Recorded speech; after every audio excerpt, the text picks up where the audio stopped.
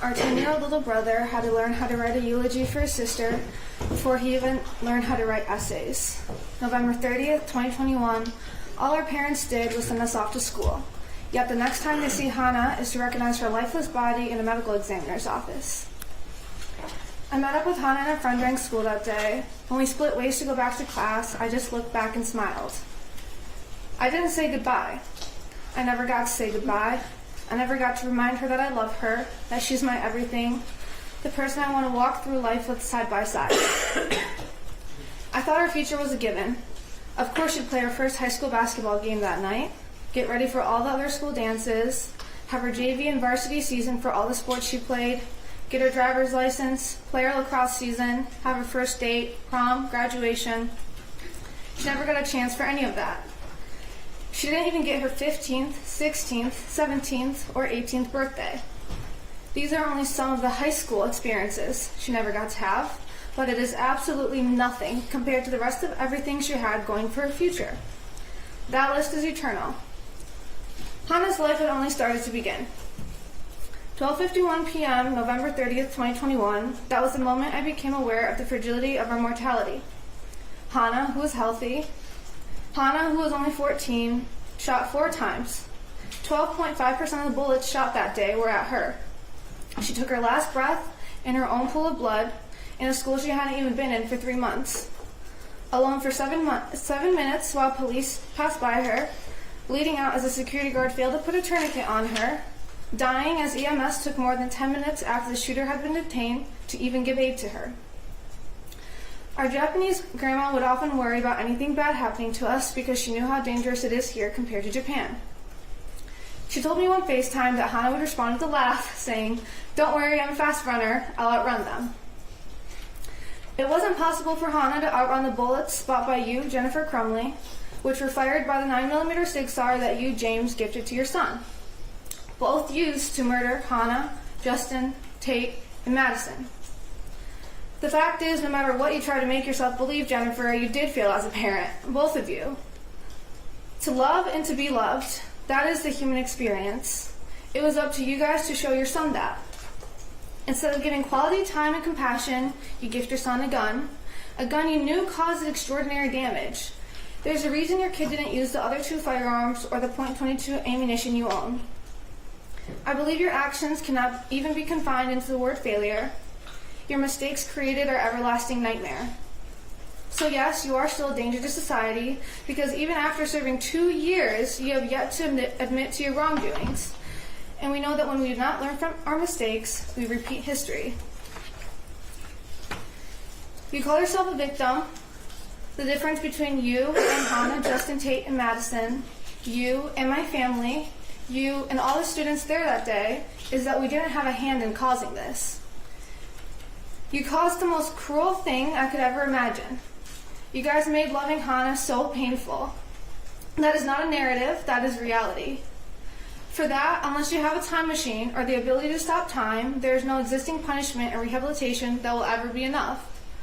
Because there is no way that the one life I have, I now have to live without Hana, my little sister, my best friend, my other half. To me, that makes the maximum sentence being 15 years too short. Hana didn't even have 15 years to live. Jennifer, you stated that even after knowing everything you know now, you wouldn't do anything different.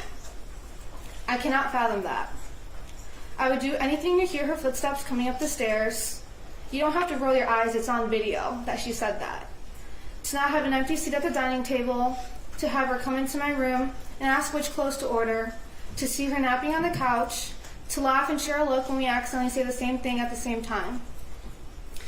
There's not a day that goes by that I wish I hadn't run out of that building. If I knew what I know now, I would do everything differently in a heartbeat. I hope time makes you think differently.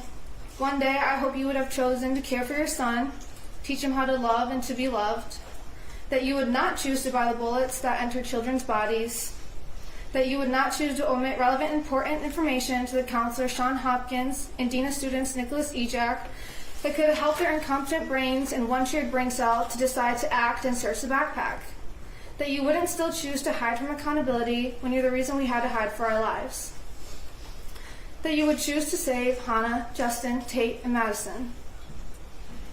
Like my mother said, both of you should implore that even on your worst days, it's the tomorrow Hana doesn't get.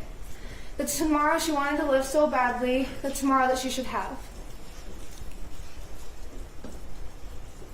I can never do Hana justice when talking about her.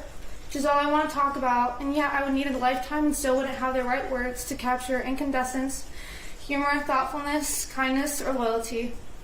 She's always there for you, helping without a second thought. She's always sharing, whether it's her smile, her food, her clothes, her crafts, her joy.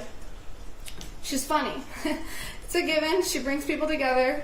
Whether it's her contagious laughter or sarcastic wit, you will be laughing right along with her. She's noticing the small things, new shoes, new haircut, cute jewelry, but even more importantly, she makes you feel seen. She's extremely spirited. Her energy is unmatched on or off the court.